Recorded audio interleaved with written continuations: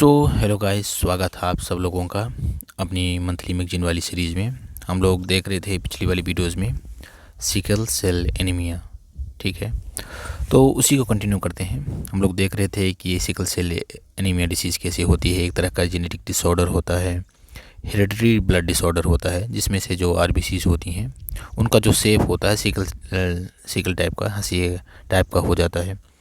तो ये क्या होती है कि जो आर्टरीज़ होती हैं उसमें से इस तरह का जब शेप हो जाएगा तो ऑक्सीजन का जो फ्लो होता है उसको ब्लॉक कर देंगे। इससे बहुत तरह की डिजीज़ होंगी, जैसे कि लंग को डैमेज कर सकता है, हार्ट को, किडनी को, आइज, बोन्स, ब्रेन को। ये मोस्टली ट्राइबल पीपल में ज़्यादा होता है, ठीक है। इसके लिए भारत सरकार ने 2047 तक एम किया है कि इसको एलिमिनेट कर देगा भारत से पूरी तरह से, ठीक है। तो इसके लिए इससे निजात पाने के लिए हम लोगों ने एक क्या लॉन्च किया है, जीन एडिटिंग थेरेपी, जिसको बिरसा 101 नाम दिया गया है। क्यों बिरसा 101 नाम दिया गया है? इसके पीछे एक रीज़न है कि भगवान बिरसा मुंडा जातियों के भगवान कहे जाते हैं, नाम ही है देखिए उनका, भगवान बिरसा मुंडा। उनकी 150th बर्थ एनिवर्सरी भी मनाई गई थी, जिसके कारण उनको एक तरह से आप समझ सकते हैं कि ठीक है, सम्मान देने के लिए इस पर्टिकुलर थेरेपी का नाम ये रखा गया है।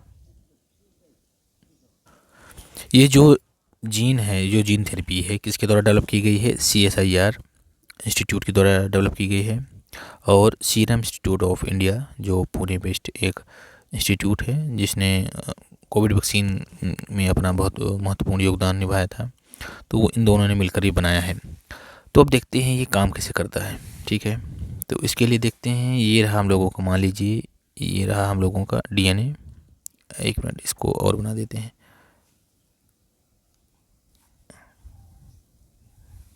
इस तरह से DNA मान लीजिए, ठीक है।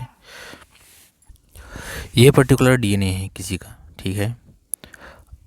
एक मिनट, अभी DNA अच्छे से बनानी है, अब DNA बना देते हैं। ये रहा, मान लो किसी का DNA है अच्छे से, ये DNA, ठीक है।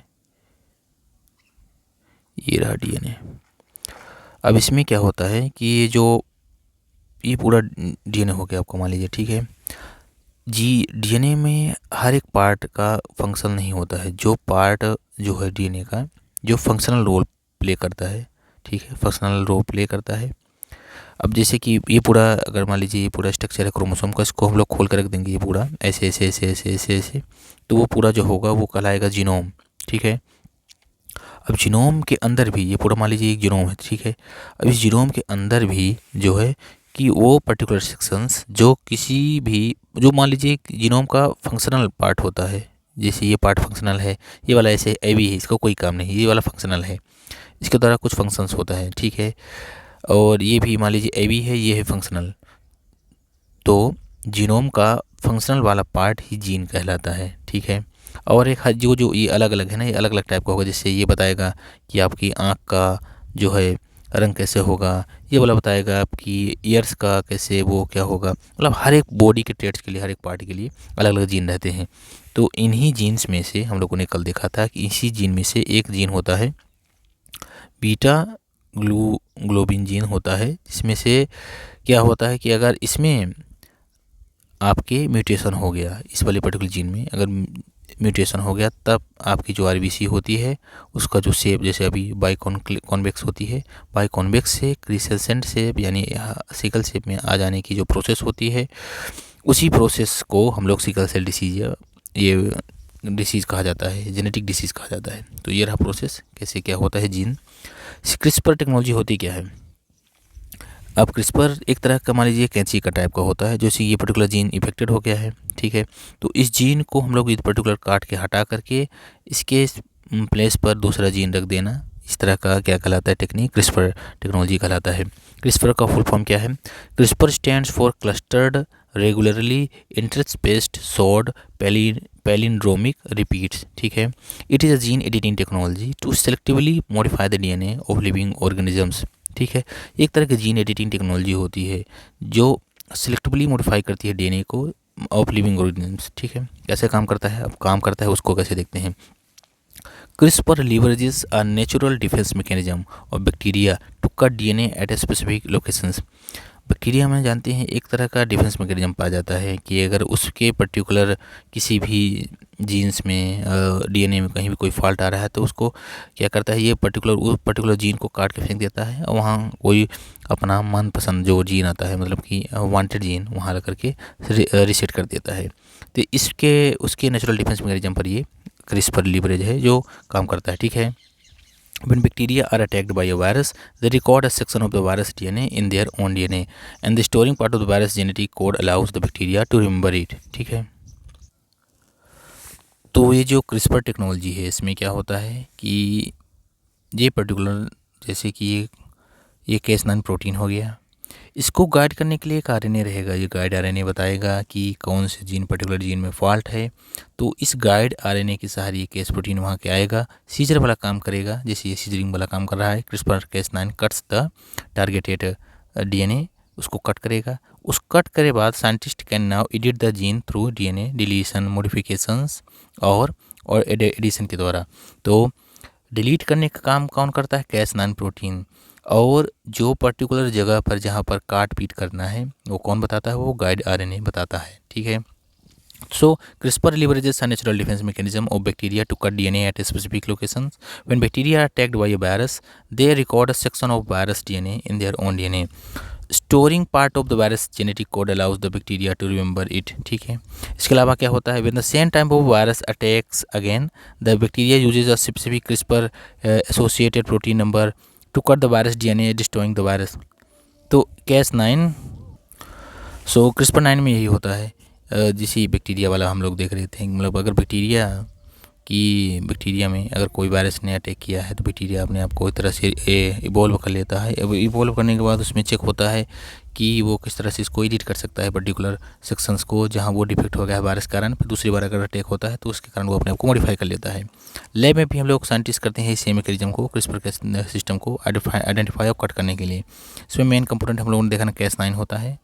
The system uses a Cas protein called Cas9 which acts like a molecular scissor to cut DNA। तो इस तरह की कैंची होती है, मोलिकुलर कैंची होती है कौन? Cas9 protein.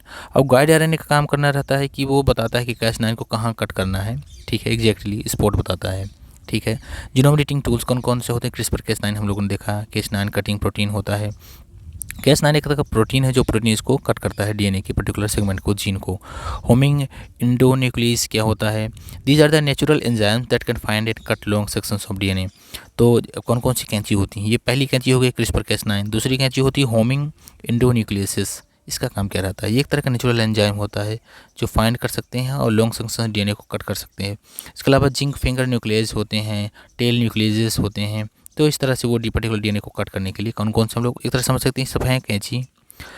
कौन कौन सी प्रकार की कैंची रहती है? कोई प्रोटीन वाली कैंची, कोई एंजाइम वाली कैंची, कोई जिंक फिंगर वाली न्यूक्लियस वाली कैंची होती है। ठीक है। इसके अलावा टेक्नोलॉजी कौन कौन सी रहती है?